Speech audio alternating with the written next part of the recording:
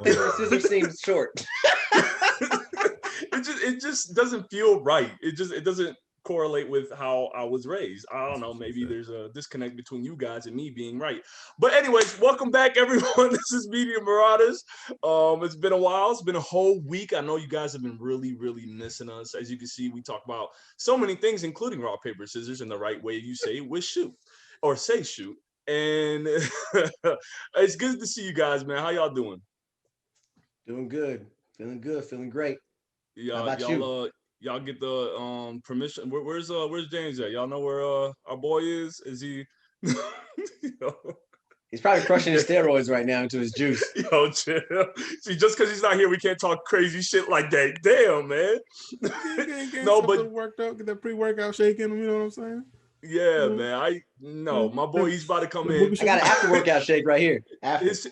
He's about to come in as usual. We all gonna be here. We're trying to stay steady. I know that we get kind of busy and all that, but James is definitely coming in. He'll be coming in shortly. But also before we start, please check out the timestamps. I don't know if people even know we have timestamps yet because no one comments. But if you let us know down in the comments, yo, Maximo, thanks for the timestamps, or Mr. Thomas, great for the edits, and or from King, hey, thanks for the jokes. Like, just let us know, make us feel appreciated. So, something out there. Because we love attention. That's what we do this for. Yeah, attention. We just want attention. That's all. I don't need attention. You bring enough of your own, man. I like the sunglasses, man. Those are beautiful. Thank you. Helps my eyes. The prescription. They are prescribed. You like make fun of a guy who has prescription sunglasses. I wasn't making fun of it. I'm here to support you at everything and all your endeavors. But all right, so back on a serious note. No, all jokes aside, welcome back, audience, subscribers, viewers, everyone. You guys as well. Thanks for coming back as usual. Like I said, James will be popping in a few. And last week we talked about, we really gave a lot of love to DC. Right. We did. A lot. We did. They need to cut us a check. We gotta get sponsored. Bro, like I really sat there and I was like, from about the 30-minute mark to the hour and 11 was nothing but DC talk. I was like, yo, what the hell just happened? I usually talk shit about DC, but I was actually showing love, so I was really disappointed in myself. I mean, I think for me it's fair enough. I mean, we got a lot of people give a lot of ups to Marvel all the time. But I think it's only because Marvel has the better movie universe right now. But I think the DC, like I said earlier, has the better animated world. So pretty good. And not to get too deep, because I know one of our topics might end up gravitating there. So we'll hold off on that. But yeah, you are correct. I do agree with you. Welcome back, Mr. James. How you doing, sir? All right, for today. Doing good? You want to let us know? You want the audience to know what's going on? Mr. James, how you doing today? Mr. Universe. I wish I had a house. I'm leaving it at that. I wish I had. All right, welcome back, man. We just started introducing ourselves. So, but this is Max. We got Mr. Random, aka Mr. Thomas. Yeah, what a new kid up in the building. What you know what I'm saying? Impeccable. We have Mr. King, the jokester. What a dealio. I'm up in the show. I watched that Method Man and Redman flow. Yo, that shit was tough though. Bars. Words, son. And welcoming back Mr. James as well. How you doing, man? Doing all right, man. Doing all right. All right. Well, that rap sucks. I ain't got the floor for you. Nah, not today. Yo, so y'all saw that Versus though? Like, I guess we can start real quick with that. Oh yeah, y'all saw that Versus? Well, I watched the last. I saw some Versus. And bang head. Stupid.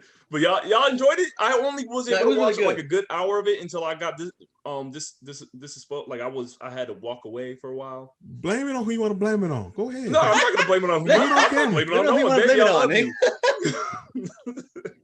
it was good. I really enjoyed the chemistry between Method Man and Redman. Like it was spot on. There's a lot of songs I've never heard before, so I'm not gonna even front about that. I agree. They definitely still had their camaraderie and their brotherhood. You could tell. I'm telling you, like from seeing them back in 2017 live, it felt the same way. Like only difference was there was no crowd there. If you ever get a chance to see them two perform live, you must do it. Like, is that type of energy? Yeah, I remember like that was one of the only concerts I've ever been to. One that people ain't stink, and And the bad kind of stink, the really bad kind of stink, or that stink. People go to concerts. No, there are a lot of people who don't shower, but the energy, the crowds they bring out. Sorry, I was random. Like a random arm on my neck there. Sorry. Want to move them. But yeah, it's like watching the Versuz made me go back to that night seeing them live. And I was like, yo, they put on a show. Those two set the standard for performances. And I agree. Anyone who like rappers also. Okay. Sorry. Got an error message that just popped on my other screen. What just happened? I don't know what's going on. Someone's still last night. Moving? What's going on? I don't know what's going on, but things are going south on my. Someone high from last night. I just want to. Sorry, guys. You still got a little something in your system from yesterday. All right, I got you. I don't do that. Nah, I really enjoyed it. How about y'all? You saw it too, right, King and James? I got back home late, so I was busy doing other stuff. But I definitely heard about it, and I was like, man, I should have watched it because you still watch it. Yeah, you're right. I thought it was pretty good though too, because they didn't they rap most of their verses. Yeah, I thought that was pretty dope. They rapped most of it without and even Redman was being human. He forgot most of it. He forgot some of his lyrics. Oh, really? Yeah, I didn't even notice that. Yeah, I was in the very first 30 minutes of it, he was rapping, but then he forgot some of the lyrics. He was like, "Yeah, I'm fuck that shit." But I think legitimately they were like under the influence. I mean, would you be surprised? 420, Redman, Method Man? I wouldn't. No, I wouldn't. Unless you be like the influence of like cough syrup or something. I think gonna be sleeping on their own bars because I think they didn't know what they were going to rap. I guess that was the whole image that they were putting out. But the DJ Scratch, which was the DJ of the night, he knew what they were going to be playing. No, they knew. They knew. You think they knew? Oh no! Some of that the choreography they were doing, they've done that before. Yeah. See, I had a feeling, live, but they were. It's like even when they were doing the countdown, that was to the T the performance when I saw them live. Ah, I mean, they do it so many times. Shit. That's what I was going to say. They already had practice already, so like even if they didn't know what they were playing, if they had to make an addition with it, they could just sync up. Posted on Method Man's Instagram, they posted some of the rehearsal. Like they put in work for everything they perform. All right, so they were fucking around then. All right, gotcha. They're just it's just their energy. They bring energy when they. I agree. I can agree on that one. I thought it was funny last night. I thought it was funny last night when Redman was doing Mary J. Blige's version of not version, but her chorus and song lyrics from Method Man's yeah. I can't think of All I Need. All I Need, yeah. All I Need. He was doing Mary J. Blige's verse, and I was like, "Is that Redman singing?" He's a jokester, man. I like his energy. I really appreciate Redman's energy. I don't think he gets enough credit for his bars, man. I do like he's a blacksmith, man. He's nice. But those highlights were the ones who watched it. I'm just saying. For what I saw a good hour of it. All right, I ended up knocking out because I was all right, but it was a good verse. Did you see when Capadonna came up?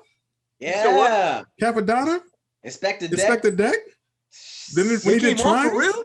Yes, they did Triumph. Didn't EPMD show up too? Yeah, EPMD showed up. Yep. Yeah, I'm gonna have to watch. DJ Cool, Let Me Clear My Throat. Yeah, it was good, man. It was good. Yeah, I think the Versuz is really a great way to because this is my second time seeing a live Versuz. I saw Earth, Wind and Fire versus Isley Brothers. That one was really fucking good. Versus Stevie Wonder. I mean, that's Steve Harvey. Steve, why was he there? What was the point of him there? Look, man, the reason he was there is because he's old school. So he said, "You ain't gonna do. You ain't seen that. You ain't seen that funny skit with Godfrey and Spice Adams." It was so spot on. Yup, they gonna do the. Let me tell you, boy. Back in my day, I tell you right there, they gonna do no goddamn song without me. He was pretty much the buffer. We play a song now. Yeah, okay. He's pretty much the buffer because I guess they're not gonna really talk to each other. I guess so. I guess they used him as that buffer. It was just Steve wanting to be the host. Old school type shit. That's all it was. He good at hosting. And you know what? And I will say that definitely. Steve does what he needs to do. That's what he's made his career out of, is hosting. He knows exactly what his strong point is. You're right. I mean, you can say what you want about him as far as his dress used to be back in the past and how he is now, but that career, he stayed in his lane, hosted a whole bunch of things. You can't take that credit from him. Nah, I can never take away. And it's not even really me shitting on him. I was just like, why are you here, Steve? like what's the point of you being there? But I'm telling you, if you ever get a chance to go back and watch some of them verses, like the Beanie Man, that's a good versus. What was the other guy? Something Killer? Bounty Killer. Bounty Killer. Beanie Man, Bounty Killer. Yep. Yeah, Bounty Killer. Mm-hmm. Yeah, I saw a couple other verses, but just shout out to Versus and what they're doing, man. Timbaland and Swizz Beats, they really had something, and I'm glad they started it off. And Method Man and Redman, shout out to them too. They're impeccable on stage, man. Them dynamic duo. They go down in some kind of history of dynamic duos on stage or in performing or lyrics, whatever. They're really good. Just want to say too, though, when things open back up, I want a Versus concert tour, because I'm buying tickets first day they go on stage. Just saying, I don't care who it is. I'm front and center. Bro, I would not be surprised if they had that. You're gonna go see Lil Uzi Vert. Yeah. My fans are dead. Yeah. I don't even know why I bothered. I bothered, man. This concert Chris is there, man. For the ones that enjoy Little Uzi Vert or Little Yachty's or all the littles, like, that's cool. More power to y'all. Like, I got cousins that love it. Like, I can't let y'all do that to this man. If he wasn't rap, he would. He can rap. Little Uzi Vert's just alternative, and if you like alternative, you gonna bang Little Uzi Vert. Yeah, cool. Yeah, you gonna bang alternative. I know. I fuck with. All right, Mister. I listen to Miley Cyrus. All right, go. I fuck with a lot. All right, don't try to play me. Don't try to play me. Hold up. Don't try to pull my card, nothing bro. wrong with Miley Cyrus. Huh? Anyways. All right, that's quick on Versus. I enjoyed it. I know you guys said you enjoyed it. James, you can watch it. I'm pretty sure you can watch it on YouTube. They always be out. I'll watch it. This one when I want to watch, I'll just watch other stuff. It's really like not that bad. Catching up on what was I catching up on? Falcon and the Winter Soldier 2, the last episode. I got you. Yeah. All right. Well then, all right. We're done with Versus. Once again, congratulations all them out there. It's about the fans. It's not about who wins. And it seemed like that's exactly what they were doing too. But moving along, we got a couple topics. I think I'm gonna be real. I got lazy. I didn't look up too much. I found one thing that I enjoyed, and that's what I'm gonna talk about today. What y'all got? Anybody want? I have an anime that I want to talk about. Go for it, James. Go for it. Yeah, start it off. All right. So the name of this anime is called. Let me pull up the picture wherever it went. Wait, James, before you go right quick, can I say one thing? Sure. Watch Way of the House Husband. No. Really? I do not like Way of the House Husband. No. What? You know. Wow. Wow. Matt's gonna feel real attacked right now. You pause everything just to say that one thing. You know what? We're not going to take away from James. Okay. We could talk about this off screen. But if it's about the still animation being that, I tried watching it again. So I was Chris. Like, I watched a whole nother episode, and I was like, I can't do this. I did the whole season. You did the whole season? The whole season. Yeah, I did the whole thing. Wow. Oh, you watched the whole thing, Thomas? Yeah, whole thing. 2 laughs, mostly because of the cat. Yeah, the cat. That was funny. That was funny. Wow. That was funny. the cat and the dog, right? Yeah. That shit was hilarious. But that was it. All right. Anyways, we'll move on. All right, James. What's that anime you got for us? Anime suggestion. So this is based off of manga. It's called To Your Eternity. Ooh. I have no idea how to pronounce the other name, like Fusu. Oh, so like I watched the first episode. Now I read about the synopsis. So the synopsis is To Your Eternity is a Japanese manga series, or I guess it's anime, written and illustrated by Oima. Sorry if I just try. Yoshitokoki Oima. I butchered that so bad. I'm sorry. Yeah, don't worry about it. Don't try it again. So basically, it's a mysterious immortal being that has sent to Earth with no emotions, no identity. However, it is able to take on the shape of those around that have, I guess, that have like strong emotions or ties to it, or to like its location or proximity, and or impetus. So essentially, when I was watching, that's what it says on the synopsis. Okay.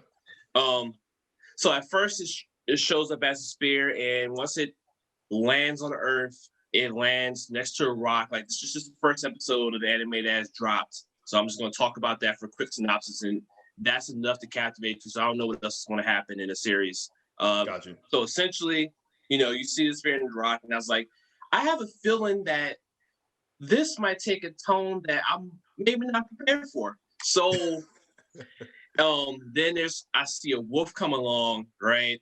And I was like, okay, so clearly somehow this wolf is going to interact with the rock, which is the spear, which is the immortal being, and somehow it's going to turn into the wolf.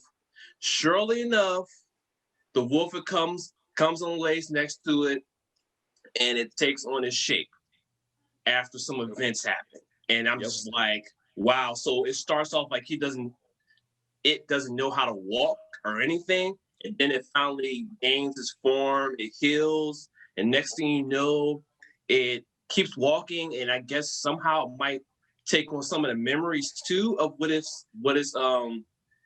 whatever being or whatever it's taken on. But somehow it got led to his master. I did not know how it got attracted to his master. It just kept walking on the exact same path and just ran into his master. Considering they're in basically like in a tundra, completely covered with snow and ice, I have no idea how I found this one point location besides tied to it that it just remnant. So it meets his master, and I was just like, all right, so this is taking on things that lay next to it for an extended period of time. So now I'm thinking, all right, if this is not going to stay a wolf the whole series, all right, what's going to happen here? And sure enough, the boy's alone. He's so happy to see the wolf, and he wants to go see his family. So he ends up taking a journey out to go see his family. And I was like, oh my God, he's going out into the snow. Nothing's there. Okay. This is going to take a turn for worse.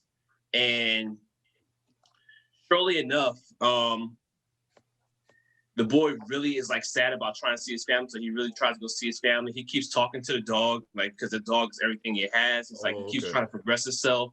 And the next thing you know, he gets injured and slips in the snow, and he finds some remnants of the family. And I'm just like, yo, come on. Is this really how this is going to go? Like, how dark is this going to get along the series for like how much pain this immortal being is going to have to go through and doesn't even know what's going through the pain. And let me cut you off, James, because what you're describing is exactly how they did it in the manga as well.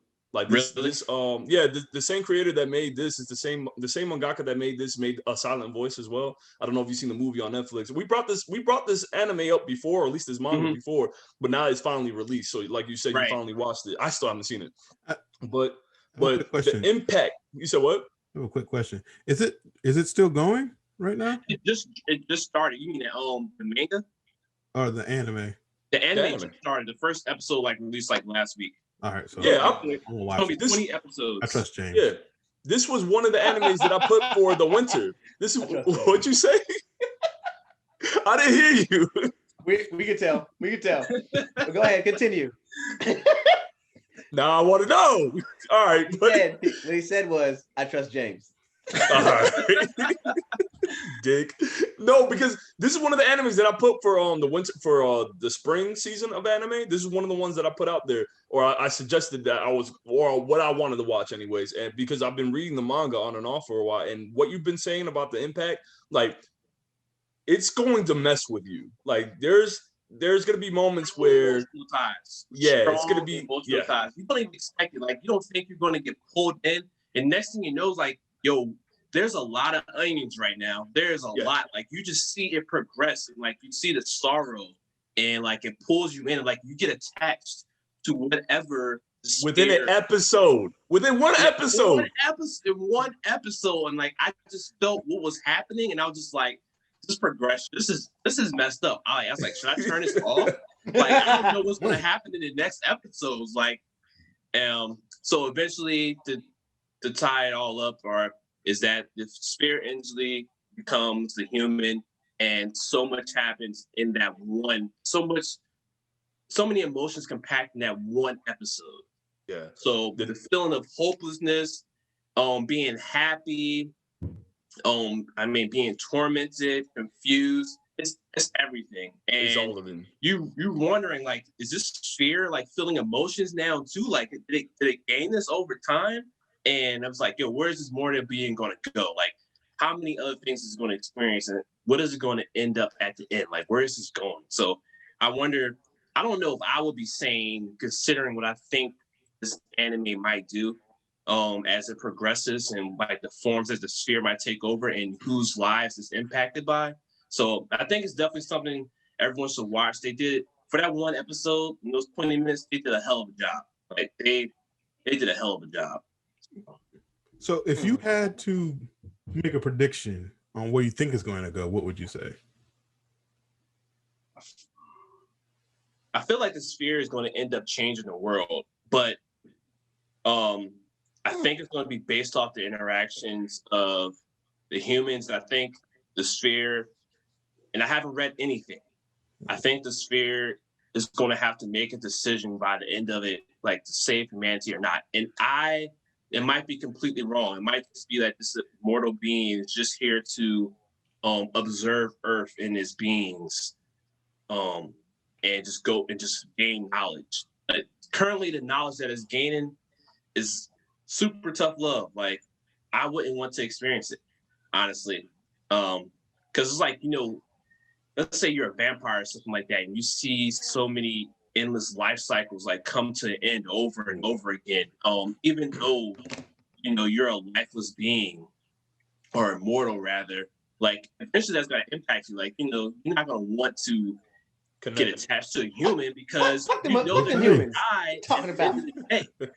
That's the story of Final Fantasy 13 too, right there. Ain't no heart over here, bro.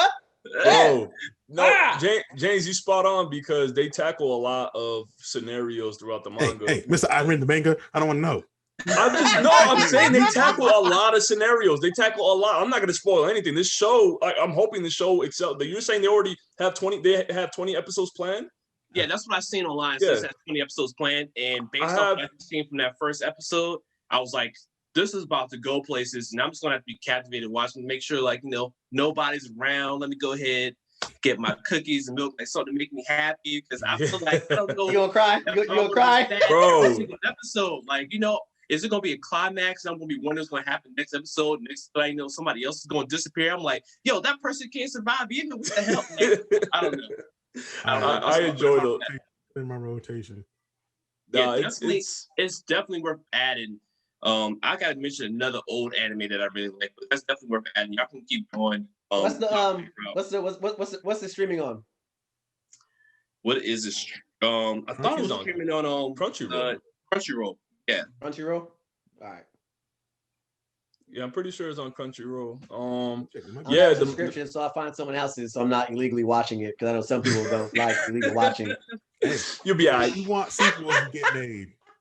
You'll be all right. I'll let you borrow the first volume. I got that one you see right there on my shelf. It probably got the house husband up there that needs to be burnt. So you did that. Okay.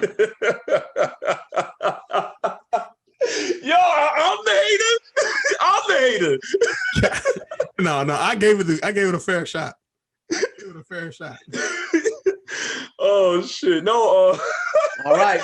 Oh, forget you, Thomas. It would be great. They had the emotion of the live action like trailer and all type of stuff, and I started watching. It's like, wow. Y'all ain't not gonna ruin the house husband for me, so we could keep moving, damn it. I enjoyed it. I was drinking too, but it has nothing to do with it. But I enjoyed it. All right, so it was funny to me.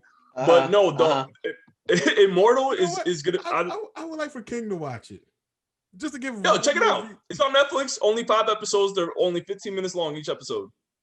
Okay, all right. I'll watch it. I'll watch it sometime tonight or tomorrow. Promise. I give my opinion. If it's gonna be 3 against 1, I'm okay with that. I can live with that. Yeah, you stand on that hill and you fall. I will definitely stand, do jumping jacks, cartwheels. somersaults on that damn hill. Damn it. Gotcha. But no, that was a good one. That was a good one, James. I keep forgetting The Way of the Immortal or To My Immortal. To Your Eternity. I think it is. I believe so. Yeah. That one is good. Right, I thought it was To Eternity. To Your Eternity. To Your Eternity. Sorry, but there's another way that's there's another title for it. To My Immortal or something like that. Okay. But yeah, the art style makes me think of Studio Ghibli Studios. So Okay. So if they're doing that, who's the studio doing the animation? The studio's Brain Space. Brain Space. Okay, never heard of them. Yeah, I'm trying to figure out what else they did. They do Dora.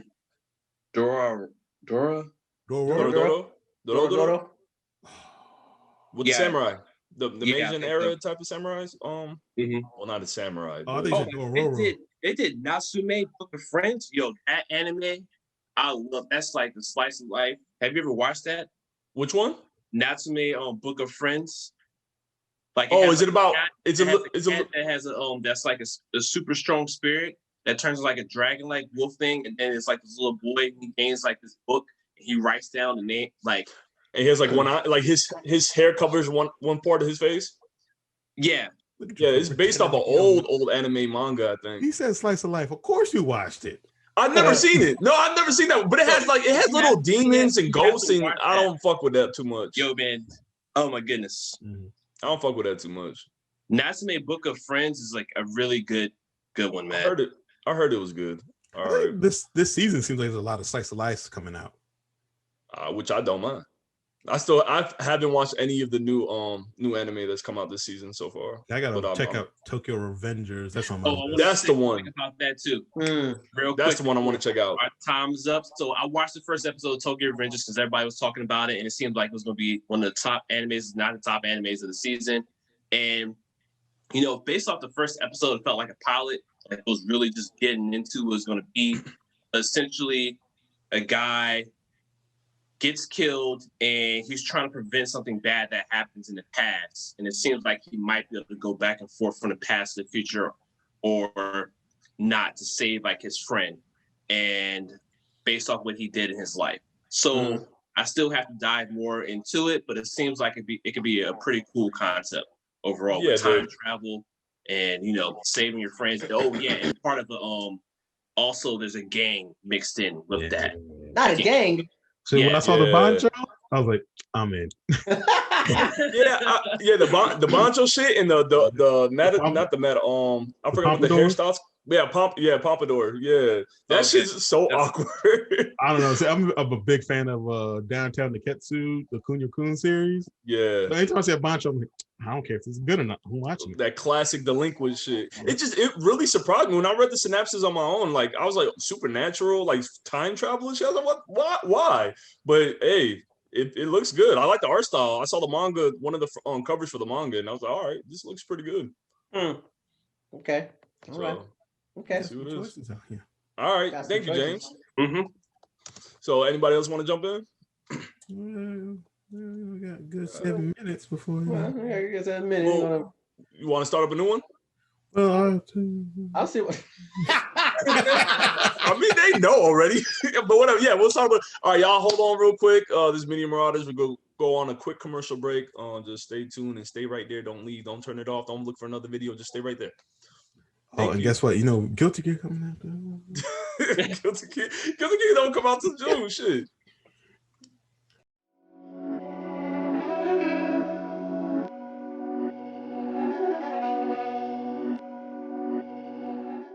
Go ahead and start it back up. All right, welcome back. This is Media Marauders. We came back from our quick commercial break. James just finished up with To Your Eternity, the anime from I forgot what the mangaka's name, and I'm a horrible person. But check it out on any kind of streaming service. We said Crunchyroll, right? Yeah.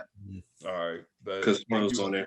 Thank you again. All right. So now we're gonna jump over to Mr. Thomas. You got a topic for us? Yeah, I saw that Tales of Arise got that release date finally. And as a Tales fan, like a true Tales fan, probably the only one in this true video. Tales fan, huh? I'm excited for it. Just saying, it's dropping September 10th. It looks pretty interesting. It looks pretty interesting, and the atmosphere of the world looks pretty good. You know, there's some parts that I don't know if people should be really too gung ho about. You know, but it looks good. It looks good. What can you elaborate? Because can you please elaborate on that? A lot of inside jokes going on right now. I don't like it. Yeah, exactly. I'm like, I don't like it. I'm lost in the sauce. We about to get into it. It looks like the story's gonna revolve around slavery and caste systems and stuff like that. Oh no, like real shit. That's what it's most like it's gonna be. Some about. people, it excites them that it's gonna be slavery. Who are these people? We're gonna clear all this up. Don't worry. Go ahead. Continue, please, Mr. Thomas. So, but yeah, now it's announced for. It was originally announced just for Xbox One and PlayStation 4. It is just been announced for the PlayStation 5 and the series. Mm-hmm. So it's looking pretty good. They got I believe they say they don't see any delays in the future. They're getting on board with it. They're going to start giving out a lot more details about the party members. The designs the environments in the game look phenomenal. Just like the Unreal Engine 4. They finally did it. Engine 4. Yeah, I was just about to say that. Finally did it. Unreal is I'm telling you, y'all got to try it out sometime. But the game's looking good. They said it's gonna also have like the largest volume of anime scenes in a Tales game, which kind of makes me think they might go the Kojima route, which equals, hey, you just killed this boss. 30 minutes of anime. You ready? Yep. Expedition. Really? Kojima's known for that shit. Hell yes. Kojima makes cinematic, interactive movies. True. You put 40-minute exposition and just sit down and just try to enjoy.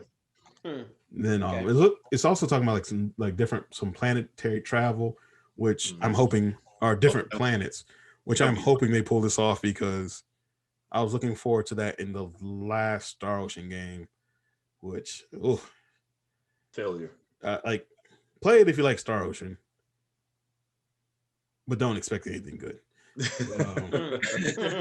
Just don't expect anything. You receive everything, right? Yeah, it had a lower budget. This game looks like it looks solid. It looks solid.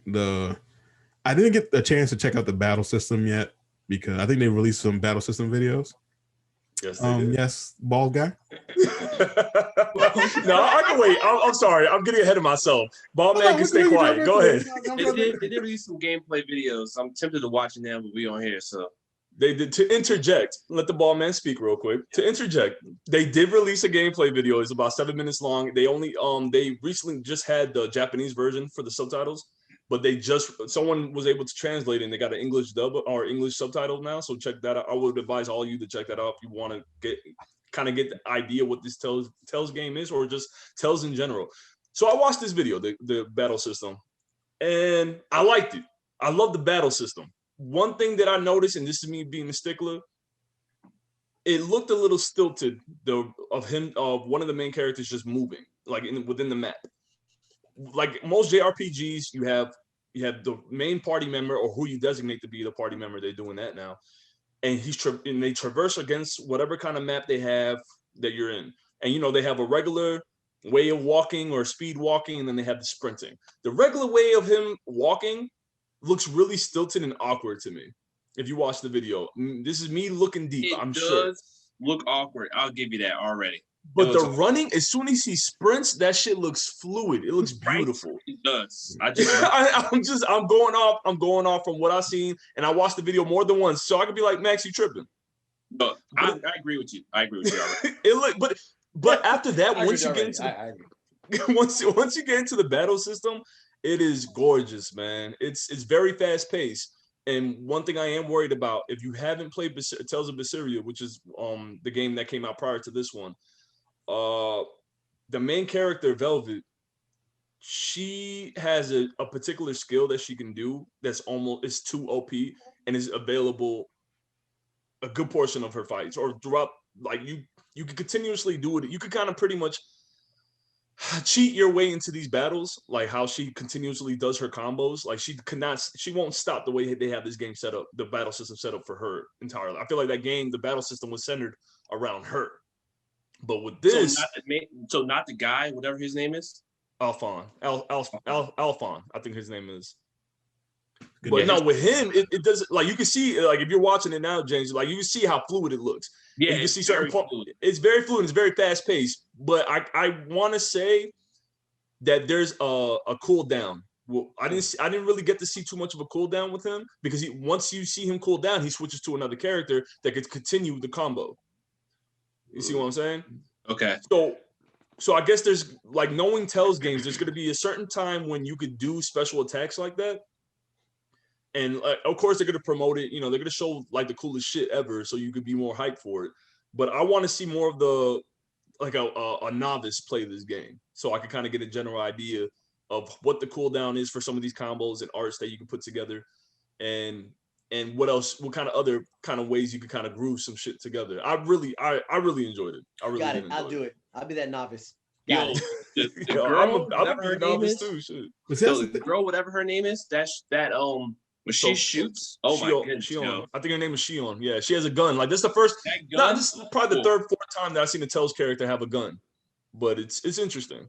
Yo, this is dope, because it kind of reminds me of Final Fantasy, but it looks like you could just select stuff or do combos way faster than Final Fantasy. Like, it looks like it's way more fluid between jumping back and forth. But I understand it's supposed to be a gameplay trailer, so I'm like, they're switching back and forth, and I ain't got to do all these extra things unless you had it all programmed into the controls on how you play. So, like you said, you want to see how a novice player plays versus somebody that's experienced. So, you know, the gameplay might be different for me than for whoever's clearly playing it right now, because they're super fluid. Like, they know they're killing it based off it. I would say, because, like, for me, like, being like a true Tales fan, that Tales it's been an action-based RPG, I want to say, since the Super Nintendo. Yeah, they've been doing action, like, way before Final Fantasy has. Oh, really? Yeah, so, like, I remember, like, Tales of not Symphonia, Tales of Destiny on the PlayStation 1 was like a side, like, when you got in the fights, it was like a side scroller beat 'em up whenever, like, every fight. Yeah, it's a battle linear system. That's what I think they call it. It was, battle linear, and then they moved over to, I think, Symphonia is when they started dealing with the 3D space a lot more. Yep. But then so it's always been like them and like I was saying, that's why I brought up Star Ocean. Them and Star Ocean have been like the two action-based JRPGs for a good minute. Yep. And their stories are usually hit really good.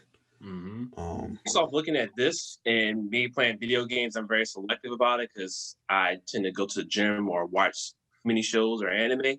You go to the gym? Good enough. Just a little bit, you know. I never thought at all. I eat a lot. Never crossed my mind. Keep the stomach down. What's in the blue? Watching my shape, you know. You're good. I'll fuck with you, man. Go ahead. But when it comes to looking at this game, it's having a great story. I honestly, it's very intriguing. Like, I think I want to buy this game based off just that gameplay trailer, because, like, it's something that's pulling me in about it. And it's like, this seems like something I would love to play. Is it gonna be after you finish God of War, or just I'm just gonna play it? You know, you don't have to keep video games. You can just play them all. You know. No, I will say I have a PS5 and I don't care anymore, and then I'll be playing a new God of War. It's like, no, I'm just then fuck with me then. Go ahead and talk shit then. One thing as a true, it will happen. It's just gonna happen slowly. That's all it's doing. One thing I will say as a true Tales fan, one thing that you need to know about these JRPGs, especially with the Tales games, you got the dedication of time needs to be there, and the story usually hits, like Thomas said. But it's one of those games like, you could walk away and come back to, but like, I get so invested in these type of games where I can't just leave it on pause. So I only did that once, and that was with Caesarea, I think it was the one before Viseria. Oh, so you left it on pause before? Bro, I had to, man. I did not like that Tales game. I did not like that Tales game, bro. Play through it. I just, it wasn't a good game to me. It was not a good game. The battle system was. When you say leave it on pause, you mean like you I left it alone. I did not come back for a year. Okay. That's one thing I'll admit. My failure about God of War is you have to get better as a game gets harder and you get further through it. So I admit, like, I have a nervousness about, like, yo, I'm gonna start playing and I'm gonna get my ass beat. I don't want to lower that difficulty. I get better. But I wanted to talk about that running animation. I think one thing to probably kind of get prepped for this one is, I believe it was initially announced just for like I was saying earlier, it was just announced for the last gen systems. Mm-hmm. And since then they also announced Scarlet Nexus, which is like the same team, I want to say, but that was the game that they were making for the current gens, like for the Xbox Series X and PlayStation 5. Yeah. So that looks like that's going to be the one where a lot of the budget went to, because I think Xbox got some good money. I was looking at this studio. That's what it reminds me of. Yeah, of course, it's the same developer. Okay, that makes more sense. Okay, that's going to be all more Banco, of an action-based one. So I mean, it could be because they're playing it on the PS4, but this is the first time that they finally put Tales on the PS4. This is going to be the first time they put a Tales game on the PS4, and with PS5 as well. That's a bonus, because Berseria, Zestiria, that's the one before that. They were all, it was, and then, the remake or the re-release of Vesperia, like, it all came just straight to the PS4 and for the Xbox One. That's the thing. This was also the first time that they were using Unreal, I want to say. Yeah, this is the first time they used Unreal. Yeah. The thing is, with those games that I just said prior, they were initially made for the PS3 and the Xbox 360. Yeah, so that was the thing. Like, the animations back then were done differently. Yeah. Like, when you, like, I want to say, like, it doesn't look like they were using mocap for this either. So yeah, if you see, like, when you look at hand animations compared to mocap, they're never the same. It's okay. It's light and day whenever you look at it. It's one of those things that you're gonna know something you'll know. Like, something doesn't right look when you quite see it. Human. Yeah. Okay. All right. Yeah, I mean, it's just the mechanics. That was just one discrepancy. And then what I like about, I think the story is going to be great because it reminds me a lot of Symphonia, and that was the first time I've played a Tales game. I do not enjoy it for the enslavement. I enjoy the drama behind it and what we're doing, because if you know about the story and the synopsis behind it, Alphon and Xion is from the rich area of the planet, and Alphon is from the poor side of the planet, or other part of the planet. And so they have to work together for a common goal that I still don't know about. So Alphon is under the enslavement portion. So to work with your slaver, I think that's going to be a great conflict and drama there. If I'm doing it correctly. You believe in working with the slaver? How do they meet each other? Do they like free this person and then all of a sudden they say, "Yo, we're going to combat the world and free all the slaves"? I've been initially not. Intentionally not been wanting to know so much about this game because of how hype I am. Usually I ruin shit for myself and I'll just watch video over video, but I'm trying to hold back from consuming all the information that's already been released. But if you go on Wiki, because I don't even want to read about the synopsis, but if you go on Wiki, say, like, at least what's wrong with reading a synopsis about it? I mean, it's too much information. You can look it up. Is it? But okay, I just look at like a little paragraph that got a little blurb, 5-8 sentences, and I go off of that versus a little quick gameplay trailer. It's just I don't know the character. It just everything looks. You dive deep into it. You look at a lot of it, or I'm more of a just I like it. Go buy it. I don't read into all that. So like about God of War or something like that. You didn't say, hey, what is this game about? Like a couple of minutes of it. Like nope. I saw the commercial and I was like, you know what? Well, actually, no, I didn't see the commercial. I actually just knew it was coming out, and I said I'm gonna buy it anyway. I was going to hype with the last 3. A little different. That's okay. I feel like there's some games. All right, so for instance, I never knew anything about Sekiro beforehand, but I saw it and I was like, I gotta buy that game. And I did that for God of War. I did that for God of War. You're right. What you say, Chris? I like how you think.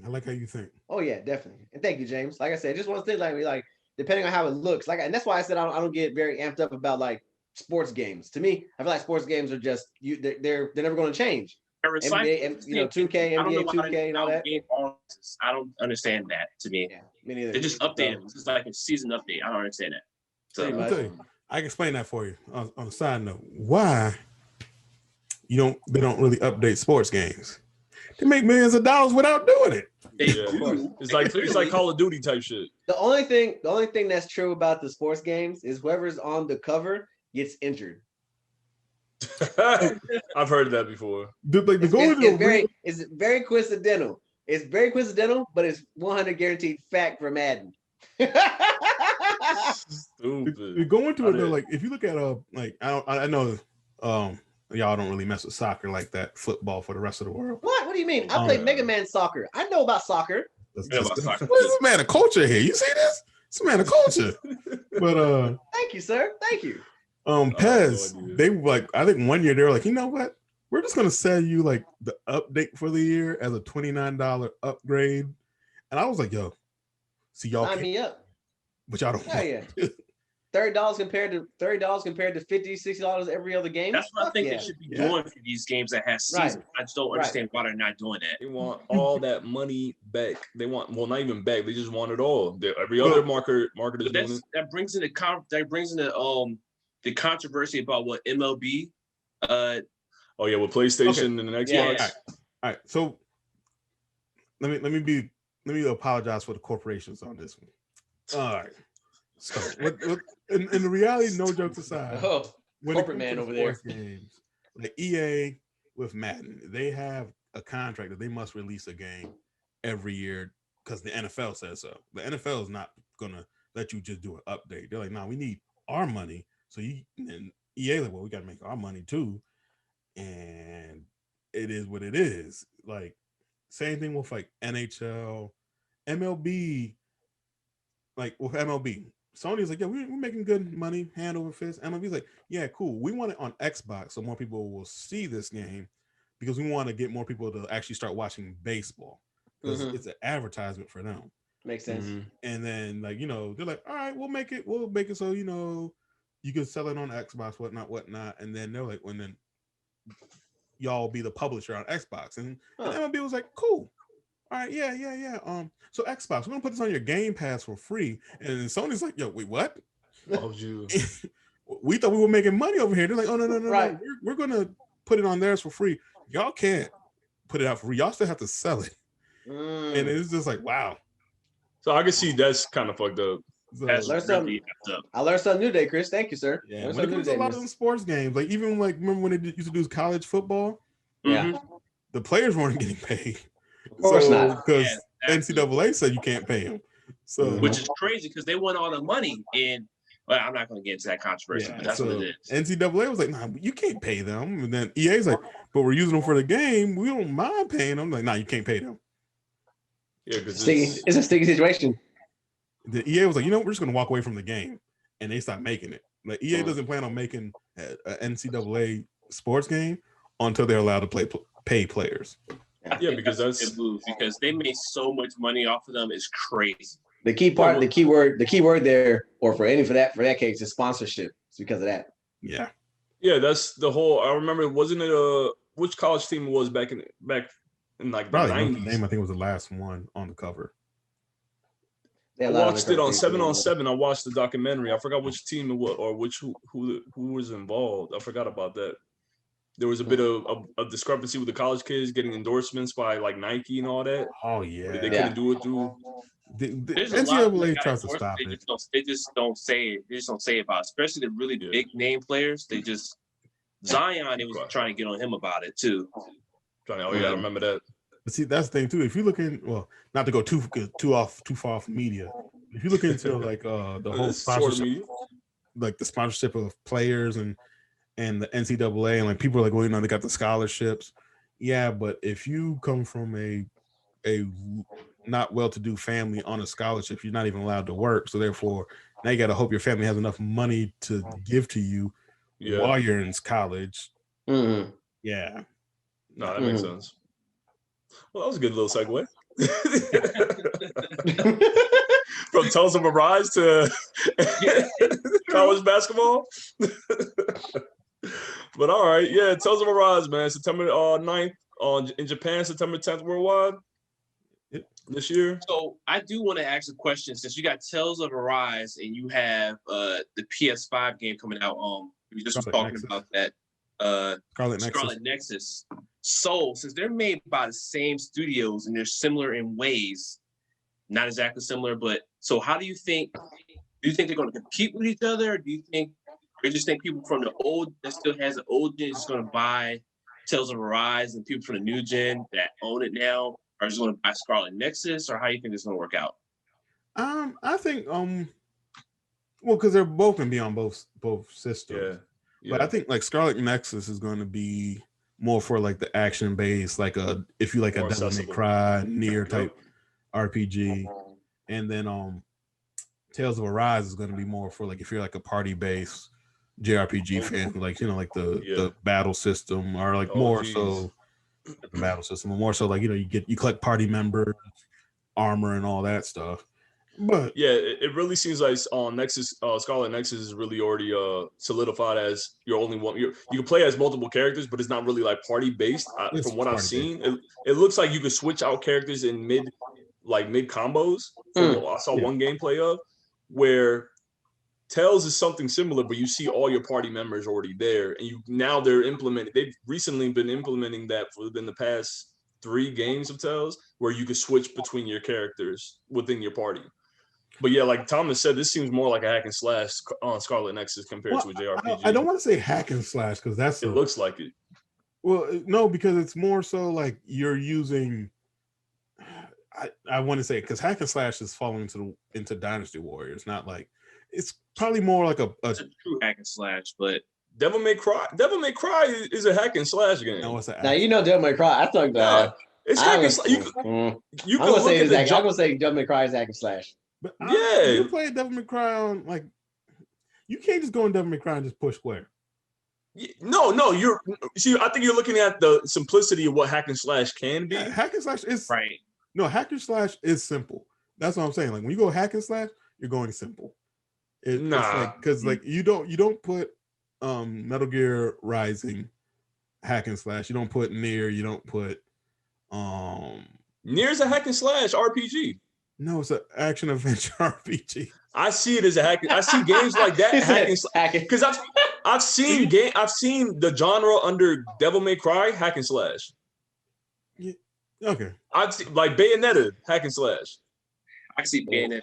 So that's the question I got. That's how I see it. Because when I'm looking at Scarlet Nexus, it's not exactly hack and slash, but you can go up, and as long as you know combos with the buttons, you just keep going at it. Like you don't switch out between party characters and everything like that. Remember how God of War first started off? You was able to start doing different combos. That's how I see it. But you got a sword, and you just go into town, and then maybe you're able to throw certain stuff, and then it kind of reminds me of Devil May Cry. Devil May Cry kind of is like, how many combos can you do to take down an enemy? And is there like a complex version of hack and slash? What is it? What is the intermediate thing called if you don't want to call it hack and slash? I think that's intermediate. Always like it's either when people say hack and slash, I believe 90% of the time they're speaking of a Dynasty Warriors type game. Okay.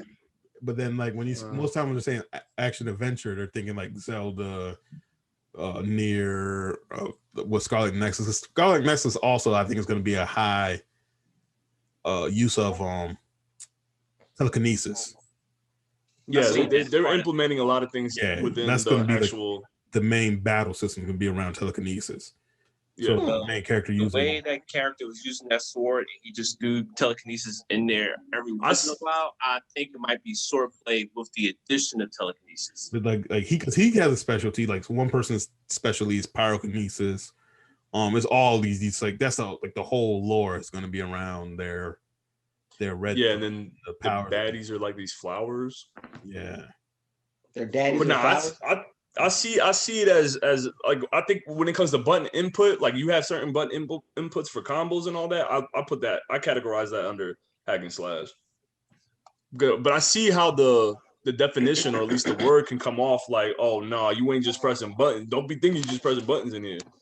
It's like I get it. I'm looking forward to the whole damn Banco. Looks like they might be coming back with some shit. Well, they never really left. That's the thing. I have a lot of their games. I was say too. Everything left. I don't know. Yeah, I'm like, because last year I was playing Captain Tsubasa.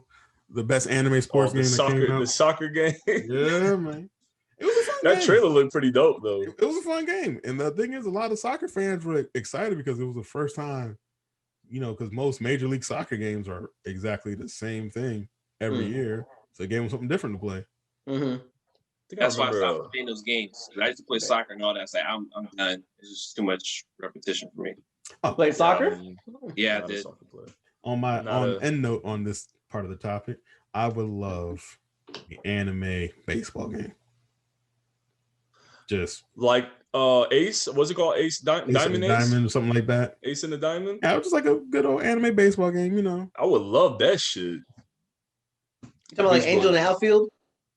Yeah, right. So, all right, thank you for the topic, man. No, okay, all right. No, Angel in the Outfield was all right, man. I watched that a good couple times as a kid. But all right. Yeah, thanks, Thomas, man. I'm really excited for Tales of Rise. They finally announced that, and that's been in limbo since last year. People were really up in arms about it since COVID kind of ruined everything, but I'm glad they finally announced it again. But all right, so who got something next? You want to jump in? Yeah, I give a random off the top subject off of my top of my head. Right. I'm usually the one to watch cartoons. I'm like a childish one in the group. So I'll tell you right now, I've been watching the Batman, Bold and the Brave, the Brave and the Bold. My bad. Brave and the Bold. My bad. And I will say for me, I've been watching it only because the fact that the what's the term? The campy nature of Batman in this case, like almost a updated version of the Adam West version of Batman animated, is really pretty good.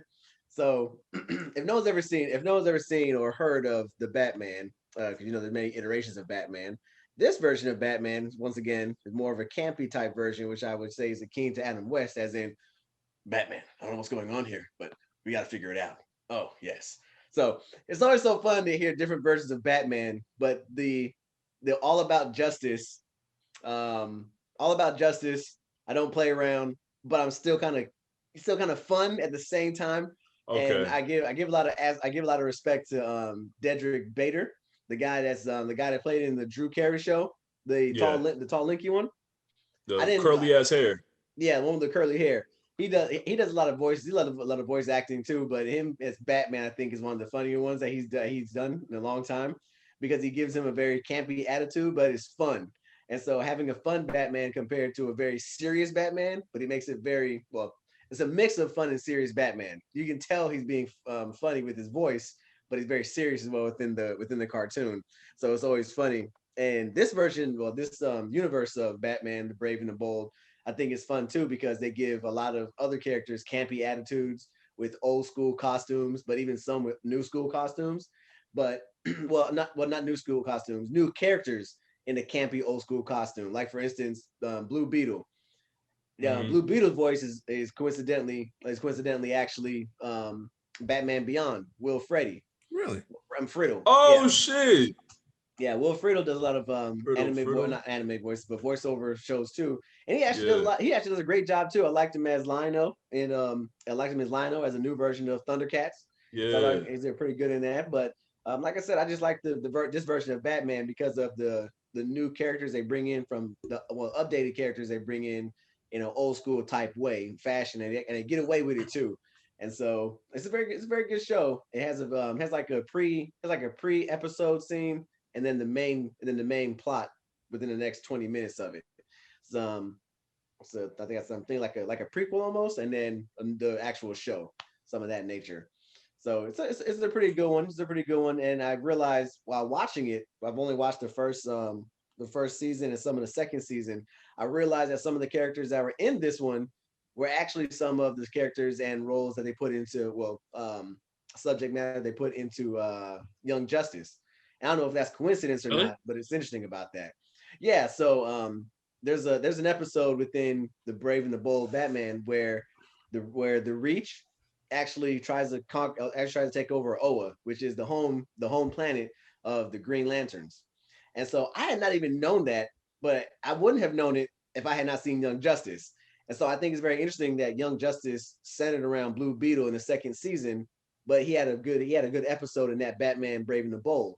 And he was a main character in that aspect, to where the fact that he overcomes the system, overcomes the Beetle, and Batman helps him out in that fashion along with the Green Lanterns. So I thought it was I pretty always liked interesting. the Blue Beetle. I've always liked the Blue Beetle. Me too. Yeah, he's been getting a lot of play recently too. And here we go again into the DC here we're going to DC. Yeah, we about to black hole. We ain't doing it again, I was damn. thinking about Sully. I'm like, DC got some good stuff out here. But Nah, yeah. said, man, it's just coincidental because, like I said, I think DC has a lot of very good good animated cartoons, and you know, this is like this proof again that it's a very campy show for Batman, but it just shows that Batman is Batman is DC's poster child. End of the day, and so he's got so many versions, but this version I like because adults can watch it, and we all know that cartoons are usually just adult themed kid game movie shows. We anyway. kids at heart. Fuck all that. Yeah, pretty much. Right. Pretty much. That's what it is. I'm not. So, Batman. so if you, like I said, if y'all guys get a chance to watch it every now and then, just to get Batman. What did you say? I didn't hear you either. Damn it, I missed it. I didn't hear him neither. But I think the gem in this whole show is honestly the campy Aquaman. I think it's so funny that he's the campy Aquaman, and the voice is done by John DiMaggio. I'm not gonna say the last name wrong. Yeah, he did Joker's voice in the Batman. He's done a lot of good voices too. So there's a lot of power. There's a lot of star power in this show. Even with Kevin Michael Richardson, very popular voiceover as well. He did Black Manta in this version, but there's a lot of good voiceover characters. Voiceover actors in this cartoon. So it brings a lot of prestige to it too. I think it's pretty fun to watch though. Like I said, but I'm telling you, the gem of it is honestly Aquaman and Batman when they get together. They treat Aquaman as if he's just some campy ass hero. Yeah. Jay Wilkins Batman. What's going on? He's the brunt. He gets the brunt of all jokes. Like he does, and it's so funny. He's the comic relief. He is the comic relief, man. But we all know Aquaman wasn't getting respect neither. At that point in time, they jumped on Justice Friends. Oh yeah. I was looking at the hell was Aquaman doing talking to fish? Yeah, and that's it. There's so many plethoras of ocean life out here, Aquaman. How come it's always fish? Why are you always only talking to fucking fish? Whatever, man. I'm done with Justice Friends. I'm talking about the coral. But I like it. Well, I like it though. I like it. He wasn't getting a lot of respect, but like I said, at one point, I think after that, was getting a lot of respect after that though. So. Oh yeah.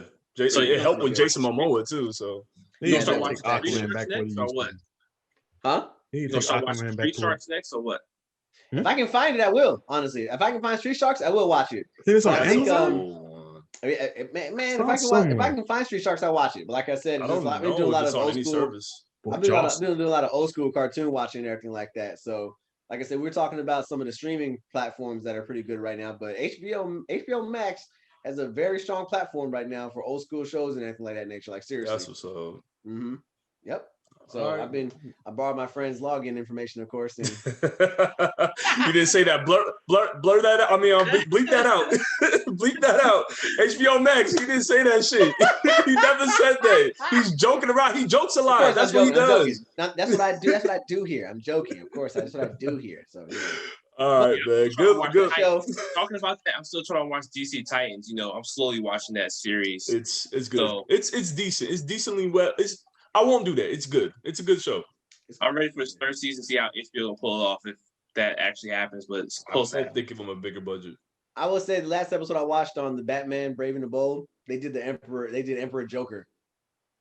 Anyone's that keen to that comic book story is where Joker Joker tricks Mr. Mixie-Pixel into giving him his powers. But in this version, it's a fifth dimension Batman that tries to give Batman his powers, but gives it to Joker by accident. So they gave a nod to the comic book version of the Emperor Joker, where the Joker kills Batman over and over and over again and brings him back. Interesting how they brought it to a cartoonish version of it. Yeah, for kids. Yeah, it's very interesting. But he actually did kill Batman in the cartoon, and that's what part I was laughing at, because Joker was like, "Not yet." Can't bring him back to life. They do have They have this version as a comic book as well, right? Yeah, that's what I said. The Brave and the Bold one? Oh, I'm not sure about the Brave and the Bold one. I know they got the newer, updated, animated Batman comic strip going on right now. The updated version with Jason Todd in it too. Oh shit, that's dope. All right, cool. Well, good luck there, King. You usually come up with the the shows that I'm, especially with the cartoons. Young Justice, you made me go back and watch Titans, and I thought I was never gonna do that again, and I'm glad I did. So appreciate it. It's a good deal, yes, sir. All right. So I know I got one, man, and I know I could be long-winded. So should we do another one, or y'all want to call it? Because I mean, we are pushing what? How many minutes now? So we're pushing about 2 hours. Nope, hour and a half. Somewhere right there. Yeah, we definitely got about an hour right now. We can do it. We can do it. All right. Another quick commercial break, damn it. I make timestamps, damn it. So don't try to play us down there in the comments. Why y'all video so long? Just go on the timestamps if you want to skip. It's understandable. I completely get it. I do the exact same thing as well when I'm on YouTube. So yes, stay right there. We'll be right back. Hey, other creators, I sit there and watch your whole. I usually have it in the background. I don't skip shit because I watch my shit on the Fire Stick. So I'm just let this play while I'm on something else. Shit. But all right, quick commercial break. We'll be right back. Your creations.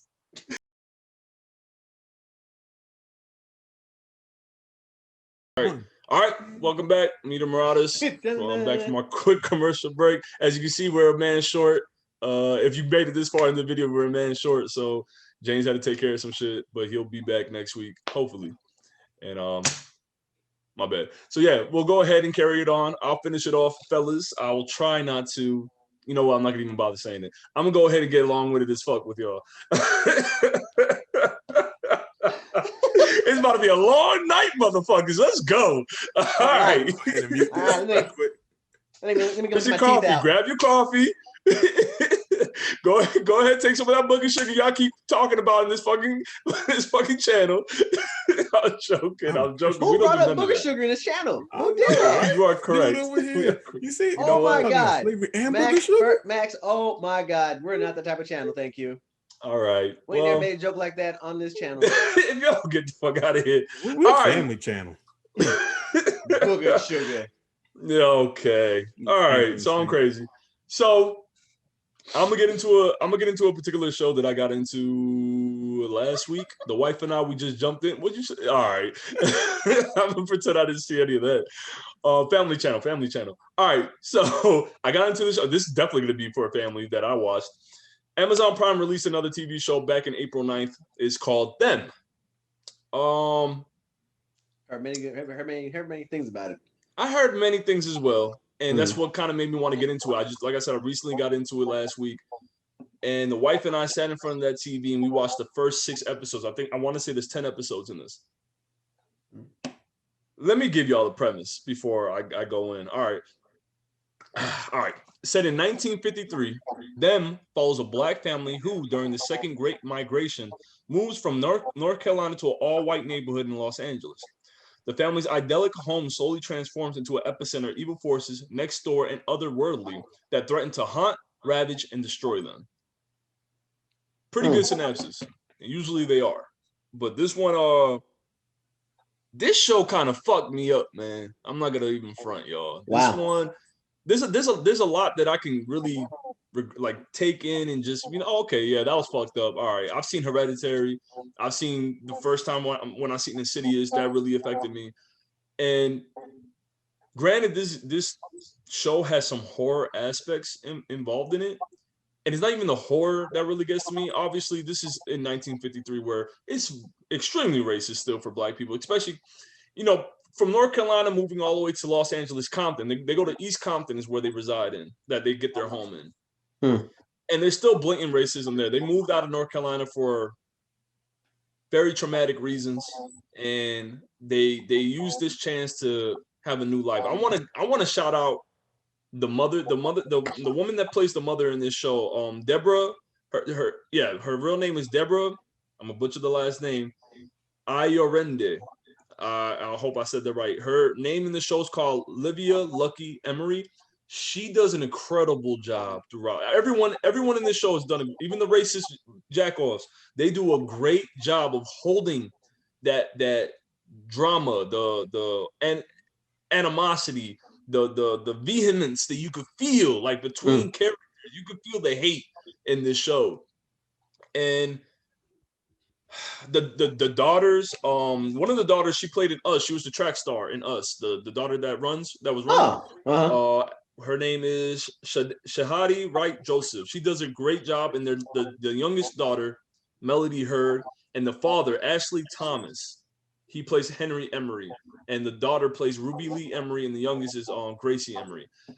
The father, what this show does is it puts a lot of people that has past trauma, and they're dealing with it in this century.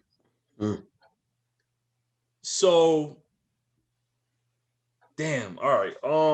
Because I'm trying to be as vague as possible because I do not want to ruin this because I really want y'all to watch this. This is one of those really. But the thing is, I will say it's very triggering. There's a lot of fuck shit that happens in the show. I have a question. Yeah. Do you think I'm going to watch this? I actually, honestly, I want y'all to watch this, but I think on to protect your mentality, to protect yourself, your mood and all that, I wouldn't advise for anyone just to watch this. I don't know. I'm gonna. It can fuck up your mood. From what the cinematography looks top notch. Yes. From what I gathered, it's a trauma porn. Yeah, they say it's black trauma porn. They're criticizing it on their black trauma porn. Maybe some kind of weird fantasy stuff. When people are like, oh no, when someone told me what it was about, I was like, oh no, that's a hard pass. Not because it's going to bother me. It's just that's not my cup of tea. Like, yeah, I got you. White Family. I still wouldn't have watched it. So it's not. I guess if you were, it's not even really a comparison to like Lovecraft Country. It's the only way you can compare it to Lovecraft is with the minor supernatural stuff and the racism. And definitely the racism. Oh yeah, but like this is still Jim Crow era laws. Like certain, well, in Los Angeles, they're not implementing that anymore. That's why this family can get this house in a predominant white neighborhood.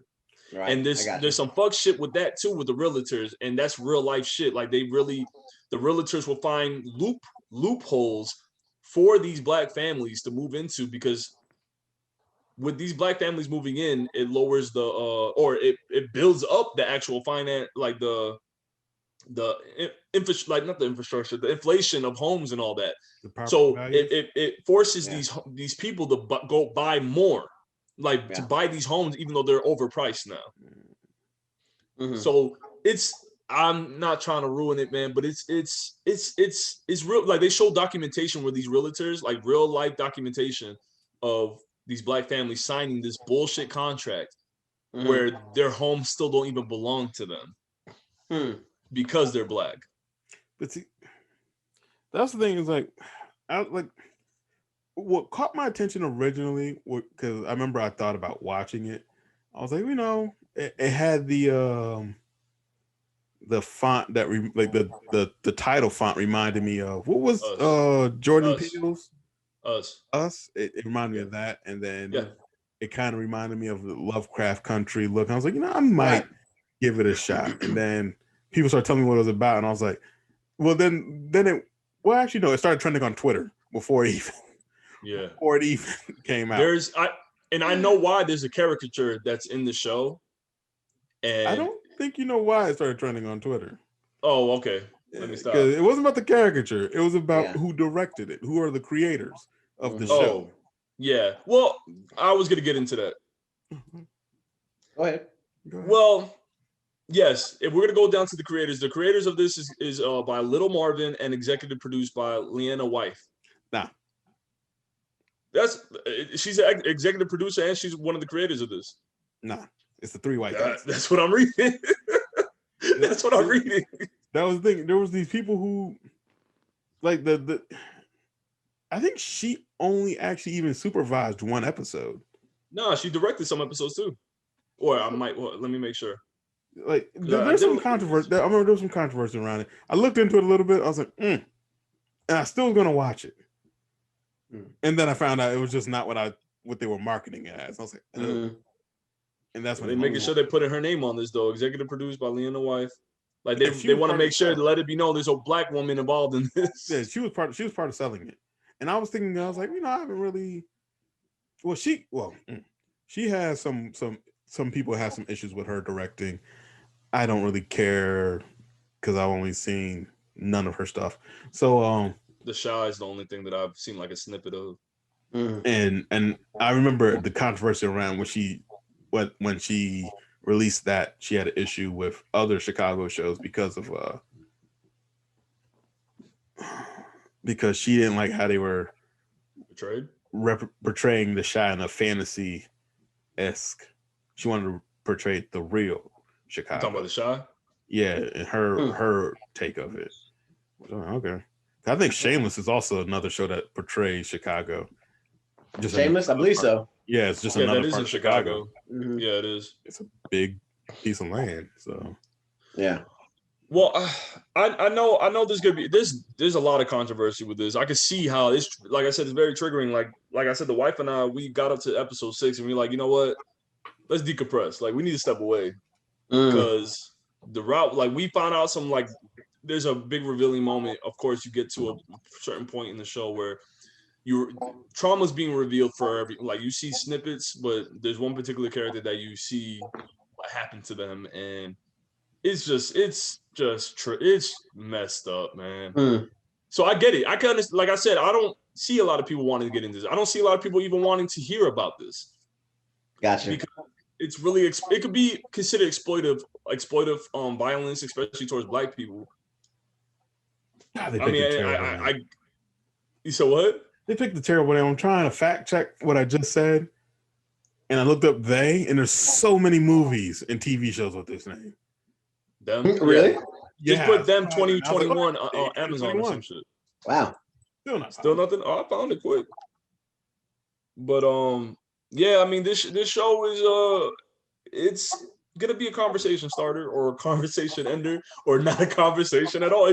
There's so many different ways you can treat this series, and I don't know if you the faint of heart or you don't care for this type of violence or this type of narrative, then don't watch it. You could, it's makes sense. No skin up. It's what'd you say? I said makes sense. Yeah, it's not gonna be for everyone. Just to put it out there. But yeah, what'd you say, Thomas? It's not called They. It's called There was a movie called They. Yeah, but this is called Them. Yeah, Them. I was like, what are you doing? I was like, why are you looking for? I didn't know exactly what you were trying to do. We got triggered pronouns. It's okay. We got triggered pronouns. It happens. It happens. Us, as in we, got triggered pronouns. Yes. Nah, yeah, this give it a shot. Give it a shot. I was curious about it because I thought of Lovecraft Country and I thought of Jordan Peele's movies, of course. I heavily compare it to, or not compare, but I think of like the aesthetic, like the way it looks makes me think of Get Out. Okay. So like the direction, like Thomas said, the cinematography is nice. The supernatural aspects, let me at least talk about that. I thought only one character was getting affected. I thought, they were just going a little crazy, just seeing things. But no, this is happening to the whole family. So the explanation for that, maybe, whatever it is, I'm thinking just me in my headcanon, it's the evil spirits or the ones that have been killed in that home before they got there. Okay. By whom? No idea. So they're haunting the new family.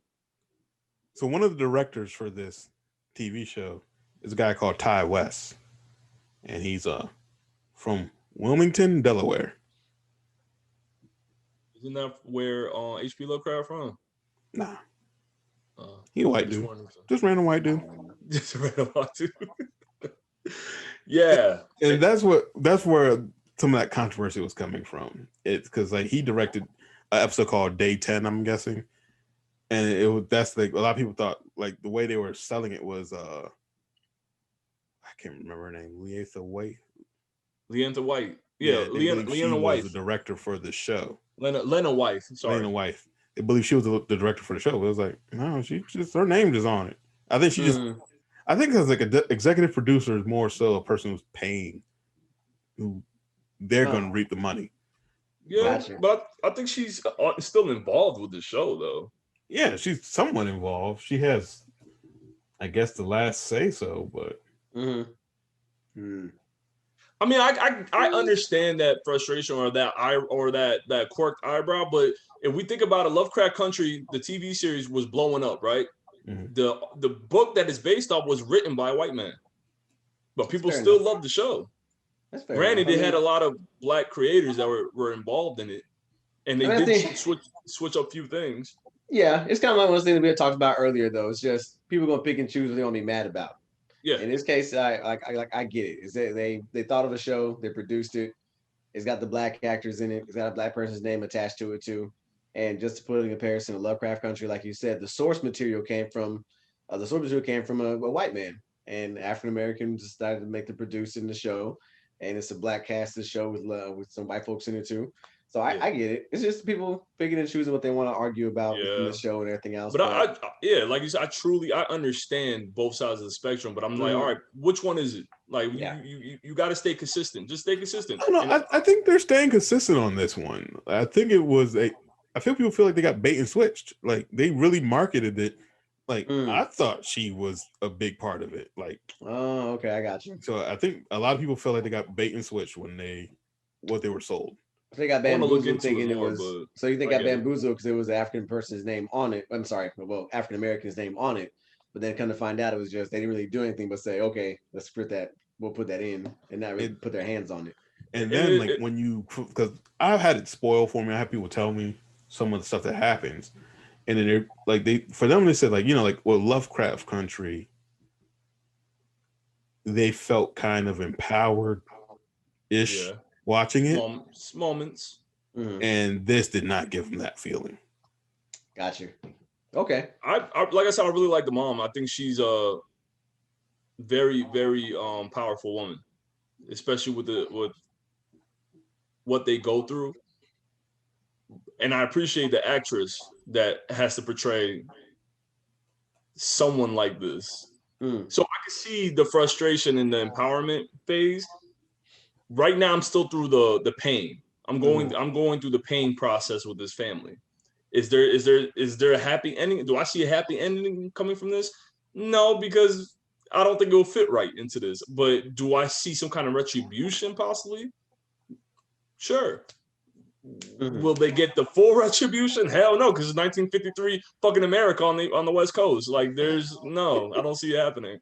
So with Lovecraft Country.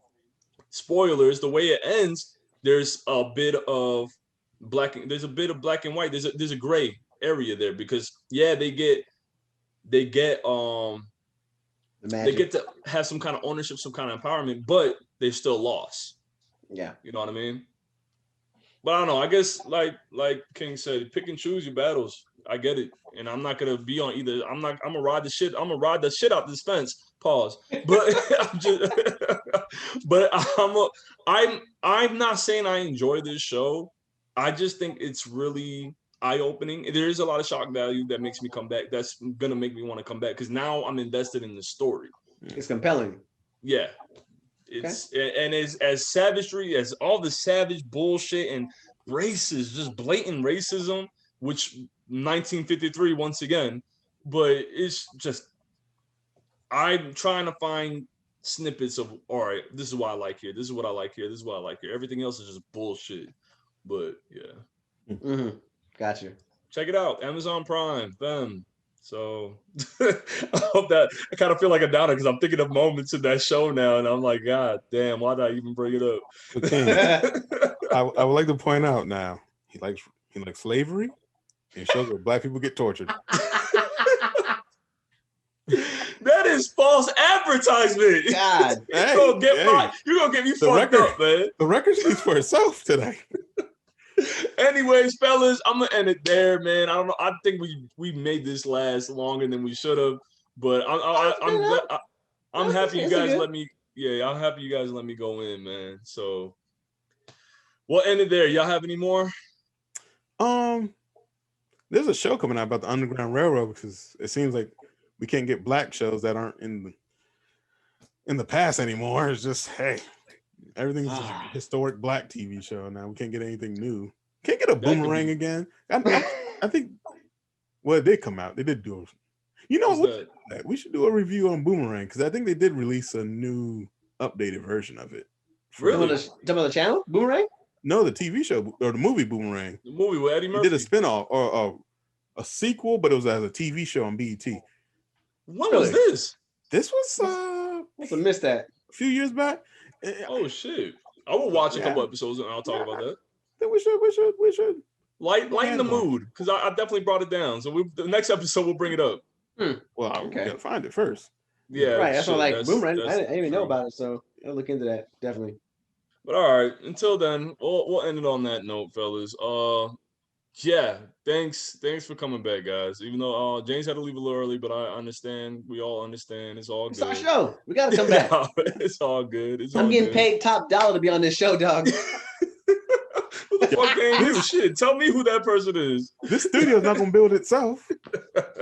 Exactly, dog. Exactly. All right, man. But on that note, we'll finish it. Thank you once again. This is Media Marauders. Don't forget to click like and subscribe. Don't forget that bell on the side of all Media Marauders content. Check us out on Facebook, Instagram, Twitter, the cesspool of Twitter, and fuck you, Twitter. Promote us. But the crazy thing about it, he's out of Twitter though. That's the crazy part about it. Yeah, that's where we get some of our shit. Can't do that, man. But all bullshit aside, all jokes aside, sort of. Y'all have a good night, man. Subscribers, fans, like just leave us a comment. Tell us what we can do to progress. That's one of our biggest things. So I can't promote that enough. Y'all have a good night, man. Please be safe. COVID's still out there. You know, if you're conjugating, at least wear a mask. Like I said, I went through my battles with it, but I'm all better now. Hopefully. So all jokes aside, y'all have a good night. Fellas, once again, thanks. Peace out. Arrivederci, good night, buenas noches, all that shit. Y'all have a good one, man. Buenas noches. Watch that same team trailer.